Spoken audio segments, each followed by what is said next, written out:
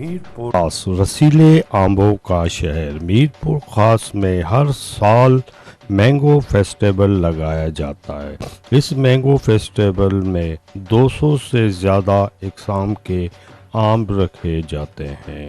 ये फेस्टिवल 3 रोज़ जारी रहता है। इस फेस्टिवल में आमों के साथ साथ बच्चों की तफरीह के लिए झूले भी लगाए जाते हैं। दूसरी जानिब सिंध का कौमी गेम मलाकड़ा भी किया जाता है।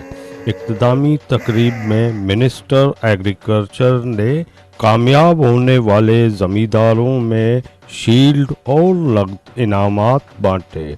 दूसरी जानिब सिंध के फनकारों ने भी हिस्सा लिया और सिंधी कलाम जो कि बहुत मशहूर चल रहा है, हम सिंध में रहने वाले सिंधी मेहमान नवाज हैं सारे।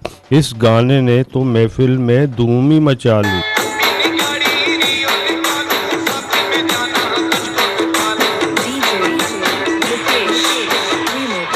कैमरामैन साथी के साथ असलम बलोच, वश न्यूज़, मीरपुर खास।